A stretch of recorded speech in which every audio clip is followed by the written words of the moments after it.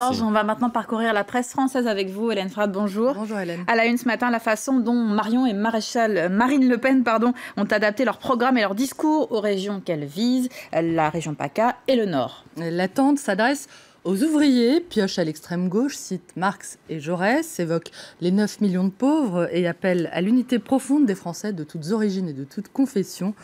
L'Agnès parle plutôt petit patron, puise dans les thèses libérales et identitaires, déclarant qu'en France, on ne vit pas en djellaba, qu'on ne vit pas en voile intégral. Je la cite.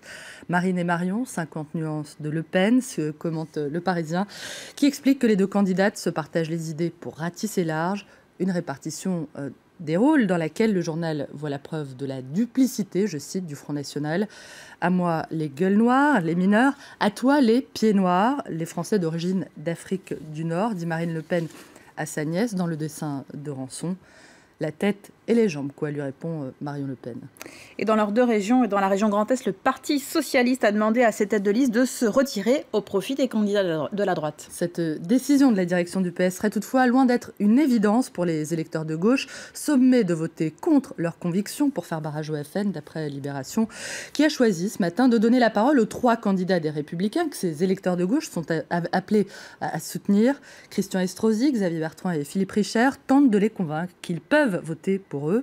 3 plaidoyers auxquels Libération adjoint un petit manuel à l'usage des indécis, les principaux arguments en faveur du Front républicain, parce que ce n'est pas adhérer à un programme de droite que d'opter pour le moindre mal, parce qu'il faut tout faire pour éviter d'offrir des tribunes aux partis frontistes, ou encore parce qu'il en va plus largement de l'image de la France, je cite, alors que les 3 régions concernées pèsent pour un quart de la population française, avec des grandes villes comme Marseille, Lille ou Strasbourg.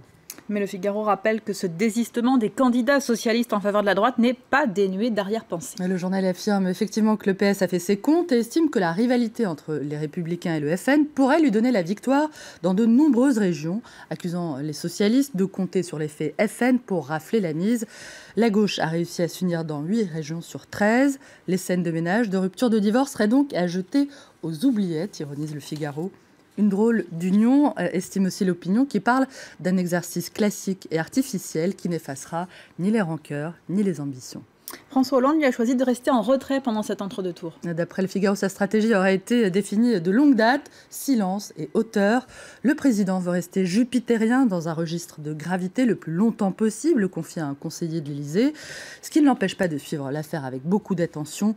Le chef de l'État qui répète qu'il existe un trou de souris pour lui en 2017, à noter que la droite qui se fait siphonner par le FN semble loin du grand chelem espéré, analyse le journal, auquel un socialiste résume le point de vue présidentiel. Hollande fait le pari qu'il sera face à Marine Le Pen au second tour en 2017. Ces calculs électoraux font-ils vraiment barrage au Front National?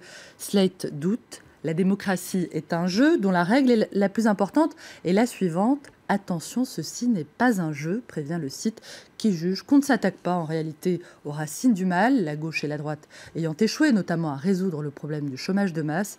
Il faut sortir du toujours plus de la même chose, demande le site Slate. Et dans tout cela, les Français nagent en plein doute. C'est ce que fait apparaître un sondage publié par La Croix qui montre que la majorité d'entre eux aspirent à la cohésion nationale, mais sans trop y croire. 73% des Français pensent que ce qui les rassemble est plus fort que ce qui les divise, mais cela n'efface pas le sentiment d'une menace qui pèserait sur l'identité de la France pour 70% des Français. Au lendemain des attentats de janvier, on s'en souvient, ils avaient répondu en nombre à l'appel de l'éducation nationale pour intervenir dans les classes et aider les enseignants à transmettre les valeurs de la République. En vain, d'après Libération, qui raconte que des centaines d'entre eux n'ont toujours pas été contactés.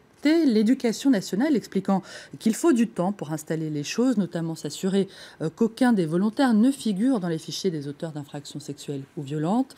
Quant à la journée de la laïcité, décrétée elle aussi au lendemain des attentats de janvier, elle semble peu mobiliser des établissements davantage préoccupés de leur sécurité, d'après le Figaro.